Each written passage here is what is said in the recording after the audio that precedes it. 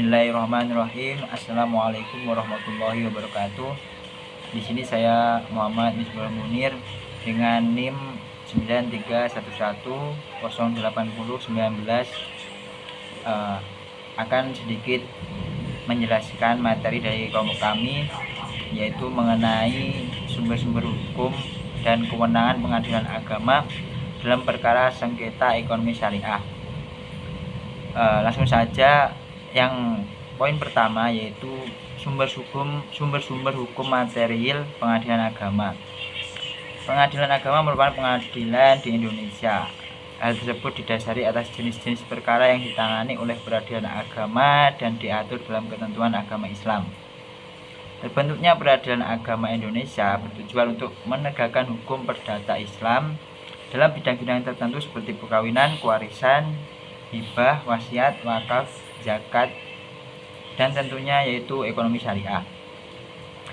Sumber hukum material ini diambil dari hukum Islam. Hukum Islam merupakan bagian integral ajaran Islam yang tidak dapat dipisahkan dengan kehidupan umat manusia. Produk peraturan perundang-undangan yang selanjutnya sebagai representasi hukum Islam adalah kompilasi hukum Islam. Kedudukan kompilasi hukum Islam merupakan makna kehidupan masyarakat Islam Indonesia yang mengandung norma hukum. Kompilasi hukum Islam disepakati oleh alim ulama Indonesia dan menjadi rangkaian hukum tertulis dan masuk sebagai tata hukum Indonesia di dalam Instrumen Impres nomor 1 tahun 1991.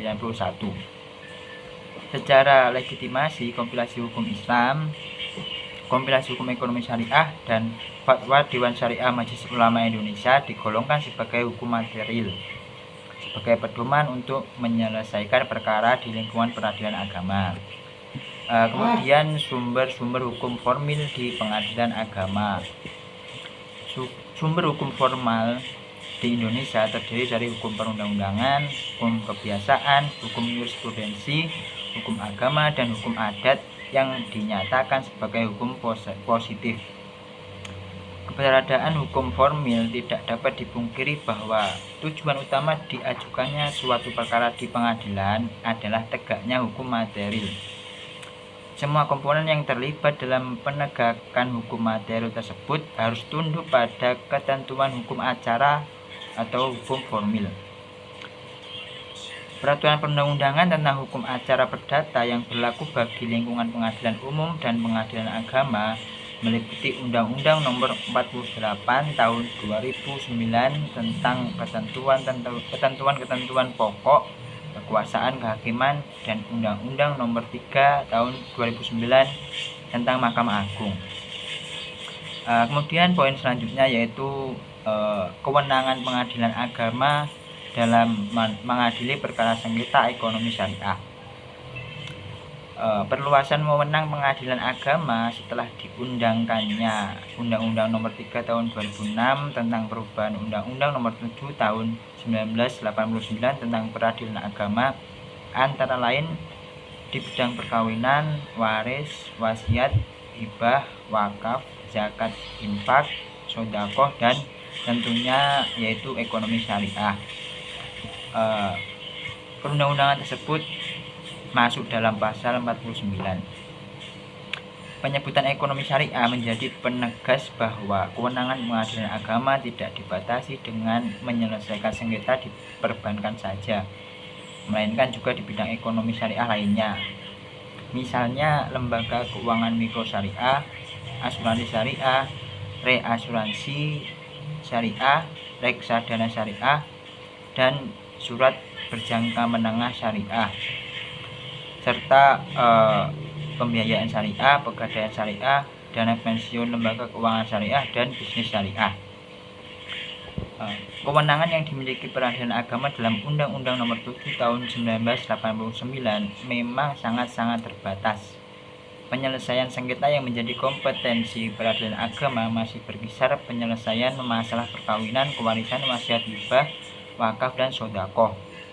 Dengan demikian, melalui undang-undang ini, kewenangan peradilan agama dalam menangani sengketa waris yang telah dicabut oleh pemerintah Belanda dikembalikan lagi menjadi wewenang peradilan agama.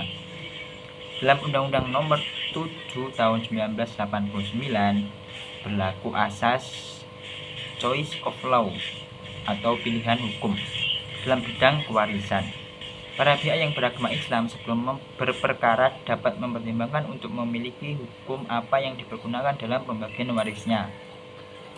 Bahkan membuka peluang kepada ahli waris untuk berdamai, bermusyawarah dalam mencapai mufakat dan menentukan masing-masing berdasarkan kerelaan, keikhlasan, dan kekeluargaan.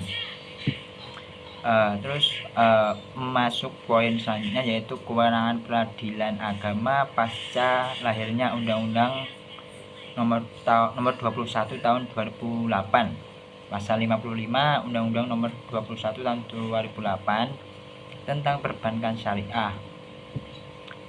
Di dalam pasal tersebut ada beberapa poin, yaitu yang pertama, penyelesaian sengketa perbankan syariah dilakukan oleh pengadilan dalam lingkungan peradilan agama. Yang kedua, dalam hal tersebut, para pihak telah memperjanjikan penyelesaian sengketa selain sebagaimana dimaksud pada ayat 1. Penyelesaian sengketa dilakukan sesuai dengan isi akad. Yang ketiga, penyelesaian sengketa sebagaimana dimaksud pada ayat 2 tidak boleh bertentangan dengan prinsip syariah. Yang dimaksud penyelesaian sengketa dilakukan sesuai dengan isi akad adalah musyawarah, mediasi perbankan, melalui Badan Arbitrase Syariah Nasional atau arbitrase lainnya, dan melalui pengadilan dalam lingkungan peradilan umum. Peradilan agama berdasarkan Undang-Undang Nomor 3 Tahun 2006 mempunyai kompetensi menangani perkara ekonomi syariah yang di dalamnya termasuk perkara perbankan syariah ternyata dikurangi oleh perangkat hukum lainnya. Sayup-nyanya Undang-Undang Peradilan Agama dijadikan dasar atas perubahan Undang-Undang Kekuasaan Kehakiman. Mungkin cukup sekian sedikit penjelasan dari kelompok kami, yaitu kelompok 4. Kurang lebihnya mohon maaf. Sekian, wallahul muwaffiq ila aqwamit thoriq. Assalamualaikum warahmatullahi wabarakatuh.